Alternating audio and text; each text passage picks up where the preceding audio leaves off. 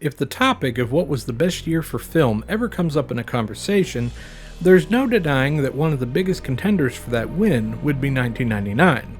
So many films came out that were quite memorable, especially for myself. The Mummy, The Return of Star Wars with Episode 1, Austin Powers' The Spy Who Shagged Me, South Park Bigger, Longer, and Uncut, American Pie, The Blair Witch Project, the list goes on. But there was one film that year that not only was a smash hit, but became its own phenomenon in the process: The Matrix. Written and directed by the sibling duo the Wachowskis, The Matrix tells the story of Thomas Anderson, aka Neo, played by Keanu Reeves, who discovers that the world he lives in is not as real as it seems, and is recruited by a resistance of others who wish to free everyone from the horrifying truth that's been hidden from them. With numerous influences from anime, martial arts films, video games, religion, and philosophy, as well as the innovative and sadly copied by everyone camera technique known as bullet time, The Matrix went on to be one of the top 10 films of 1999, becoming hailed as one of the best science fiction films ever made, and spawned a franchise that included 2 sequels, Reloaded and Revolutions, an animated anthology called The Animatrix, comics, toys, books, product placement with Powerade and Samsung, and of course, video games. Being huge fans of games themselves, the Wachowskis decided to be more hands-on as far as Matrix games were concerned. Though, interesting enough, for a series that was influenced by video games a bit, only 3 were ever released. One is a story that's told during the second and third parts of the trilogy. One is an MMO that takes place when the trilogy ends, and the last one is a retelling of the story of the One. Now, since I have no way to actually play The Matrix online, first because it's a dead MMO and it wasn't on original Xbox, I won't be covering it here today. Though I heard it was kinda meh to begin with. No. Anyway, instead we'll be covering the 2 games that did grace the big green to see if they still hold up today: Path of Neo and Enter the Matrix. Let's start with Enter the Matrix since it came out first.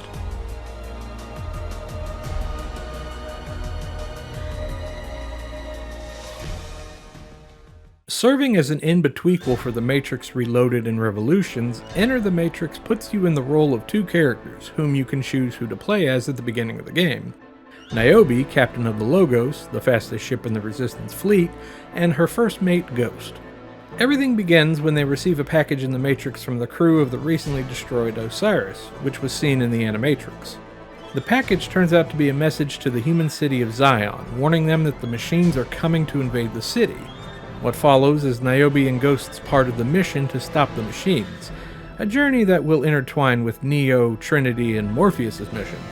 It's an interesting enough story, especially when it connects to parts you've seen in Matrix Reloaded, and you get to see just what Niobe and Ghost were up to during that time. Now, these 2 may not be Neo and the gang, but that doesn't mean that their story isn't fun to play through. When it comes to how the game plays, Enter the Matrix takes inspiration from a shooter that used its own iconic film technique, Max Payne, in where you play as either of the 2 in a third-person action-adventure, where the goal is to progress through each stage, completing the specific objectives. Even though you may not be playing as the One, both heroes are pretty capable in their own right, taking out enemies with a variety of guns acquired throughout the levels, as well as martial arts skills. Of course, being a game based in the Matrix, having a free mind is one of your greatest weapons, known here as focus time. Essentially your bullet time button. Focus not only slows down time, but enhances your moves, allowing you to shoot dodge, wall run, and other non-human feats of skill. This is apparent when you attack an enemy with melee, as the game then shifts to a sort of 1 versus 1 fighting game style. Here you have a basic set of moves to work with, like a punch, kick, block/parry, grab, and a dodge. The problem with this, well, the combat as a whole, is how everything shifts from one gameplay style to another. The shooting itself is alright enough, even if the controls are incredibly awkward to learn, no matter which configuration you use. But the moment you hit an enemy with a punch or a kick, the camera and controls shift instantly to that fighting game mode, throwing you off. Can you get used to this? Yeah, eventually, but the way Shiny tried to merge both gameplay styles into one is still incredibly clunky. For some sections of the game, you'll take control of a vehicle with you either driving as Niobe or shooting as Ghost, depending on who was chosen at the start. These levels are, well, they're not good. Not because of the gameplay, mind you, that's pretty standard, but going back to that whole glitchy, buggy mess thing, the car physics are so bouncy that you'll fail a stage due to being bounced around by cop cars. Or you'll win a mission due to being bounced around by cop cars. The glitch is a finicky bitch, and truthfully, that should be the tagline for Enter the Matrix.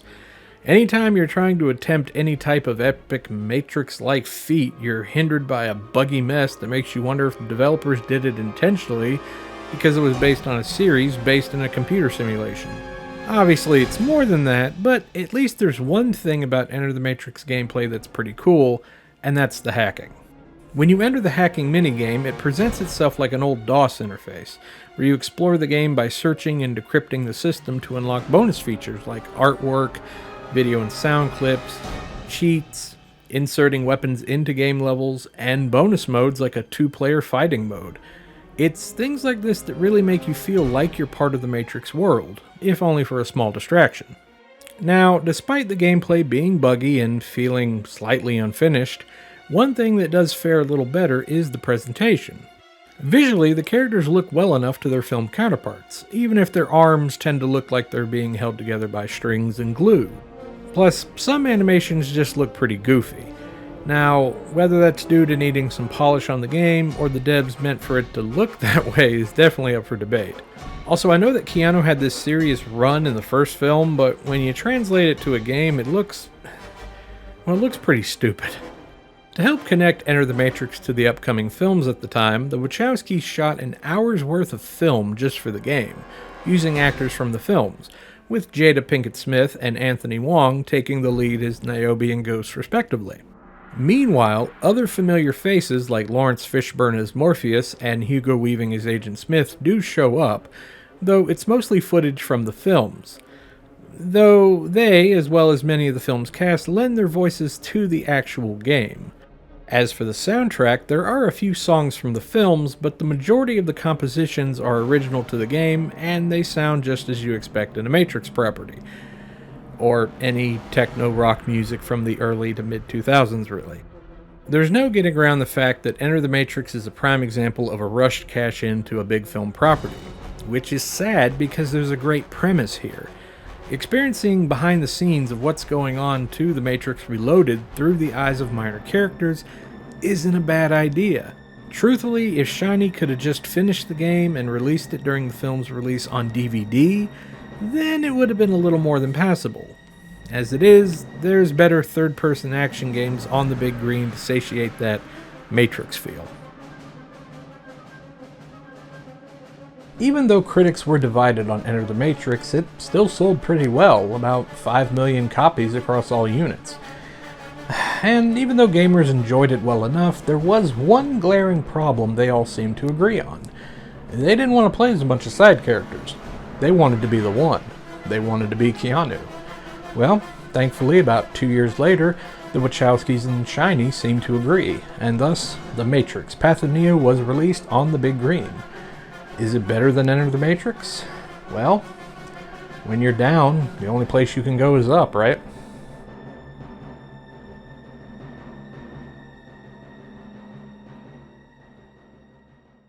As far as story goes, instead of original narrative like Enter the Matrix, Path of Neo plays out like an abridged version of the trilogy, with some elements of Enter the Matrix and the Animatrix thrown in. You begin as Thomas Anderson before he becomes Neo and work your way through his, path, up until the climactic final battle with Smith, with some extra missions thrown in to extend the story out, because video games. There's really not much else to it, though it's pretty cool how the game gives you choices to how things play out. For example, you choose which pill to take at the beginning, so if you ever wondered what would happen if you took the blue pill, you can find out. Or during the escape from Neo's job, instead of chickening out and getting caught by the agents like in the movie, you can actually listen to Morpheus and escape. It's things like this that really help you make you feel like you're the Keanu, I mean the one. From a gameplay perspective, Path of Neo does play similar to Enter the Matrix, in which it's a third-person action romp where you go through the stages shooting, kung-fuing, and bullet timing enemies along the way. The major difference here is that Path of Neo is way better at it. Well, better than Enter the Matrix anyway. I'll explain.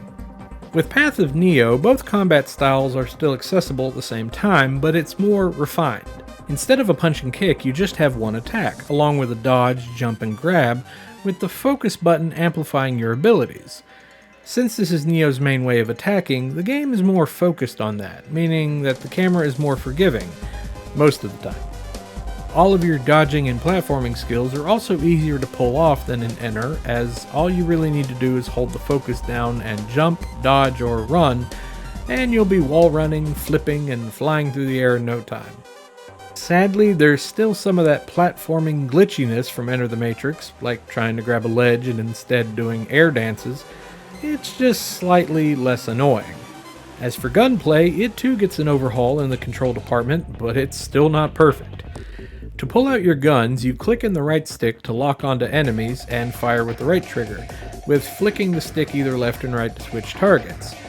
You can also shoot destructible objects, but you have to be in focus mode to do that, which I guess that makes sense. While this is a lot better than Enter the Matrix, it's still a bit janky.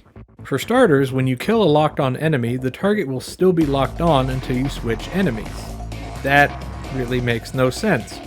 Also, you can't lock on in melee mode, which would make fights a bit easier. Well, technically you can, but only if you're holding a gun or a melee weapon. If you have neither, well then you're out of luck. Despite all of the wonkiness this game dishes out, Shiny was kind enough to add checkpoints this time around, so if you die because the game screwed you over, at least you don't have to play full sections over again.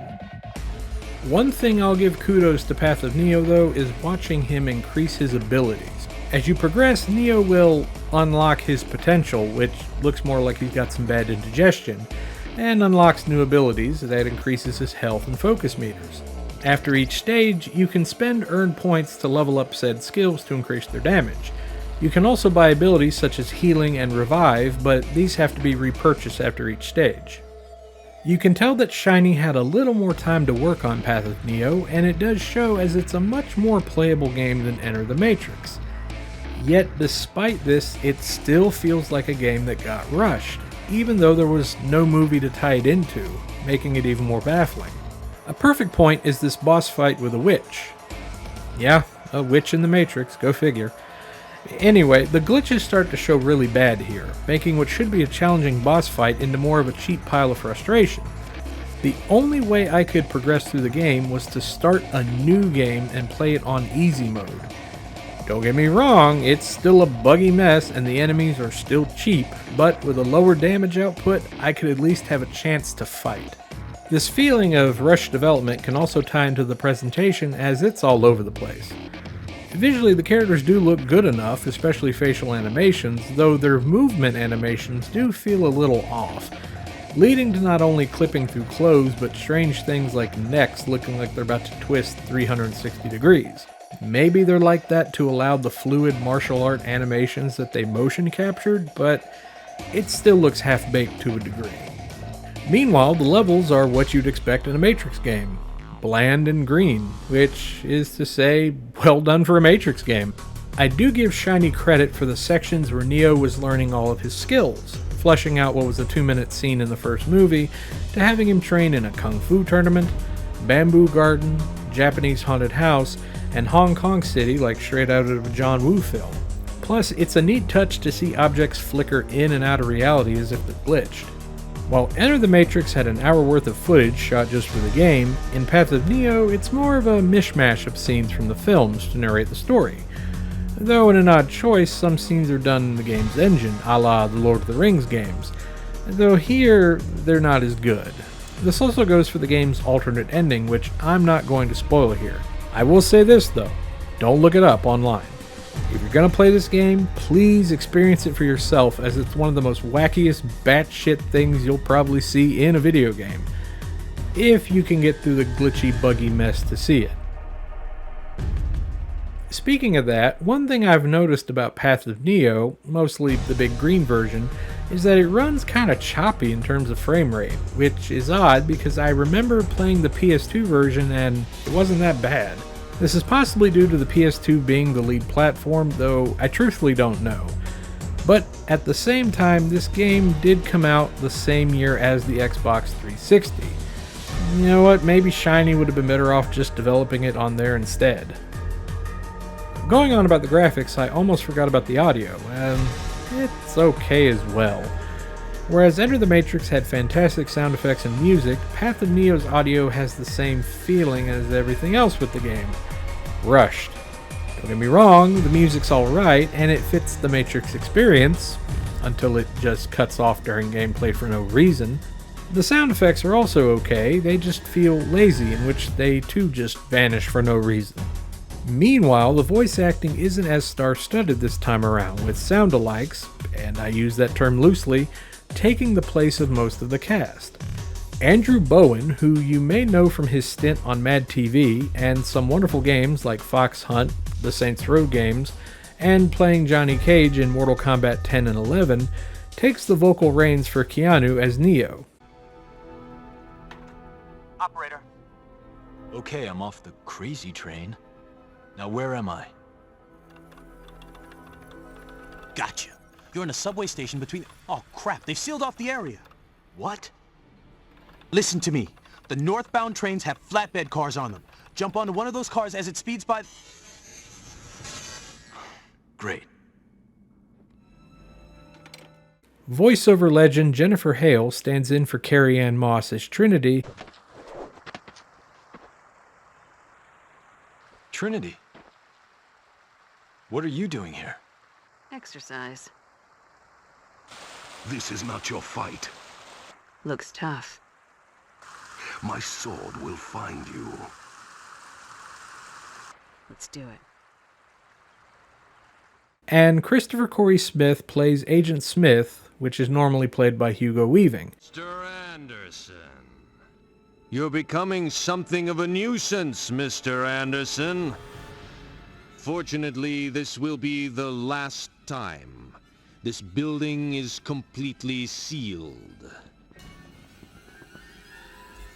With Lawrence Fishburne being the only returning actor reprising his role of Morpheus.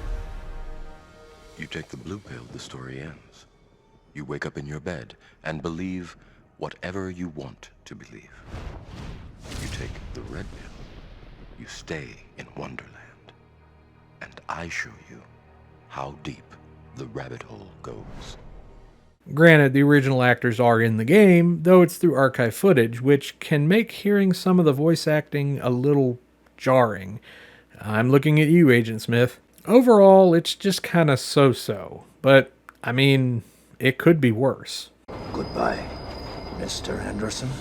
My name is Horse Dick. I can't say it enough that The Matrix Path to Neo is a much better time than Enter the Matrix. But that's not saying much. The gameplay is a step in the right direction, but just like Enter, if it would have had more time to cook, it would have been a much better game instead of a mediocre one. Even more so if it had just been made for the 360 like I said. It not only would have been visually impressive, but it probably would have ran better as well. As it stands, Path of Neo feels more like a concept for what a good Matrix game could be. Instead, Shiny's main focus seemed to be making the game look cool than it actually being playable. I can only recommend it to the hardcore fans who can tolerate the bugs that really want to experience what it's like to be the Keanu. Sadly, after Path of Neo, there wasn't another Matrix game, with the exception of the MMO, which eventually shut down in 2009, as the popularity of the series started to wind down. However, with the announcement and upcoming release of a fourth entry in the film series, there's always the possibility of a new Matrix game. Maybe even one that can wipe away the slight tarnish left by Shiny. If anything, these two games are a reminder of just how big of a juggernaut the Matrix was in the early 2000s, and how it captivated the world with its story, and well, sometimes that's not such a bad thing. But they could at least bring back that Powerade flavor, that was actually good. And with that, this is the Dali Popka saying, there is no spoon. I'll see you next time. What? You knew I was going to say that. I mean, it's the Matrix. Of course I'm going to mention the spoon. Hey everyone, thanks for watching. If you enjoyed this episode and want more of me and the Big Green, then click that subscribe button and the bell to get notified when new content arrives. I want to say a special thank you to my patrons for helping not just the channel grow, but me as a creator. You have my forever thanks. If you're interested in the channel and would like to help it grow further, consider becoming a patron today. For the cost of a soda or an item on the dollar menu, you can help myself and the channel provide the best source of Big Green programming and more. Once again, all the thanks and love.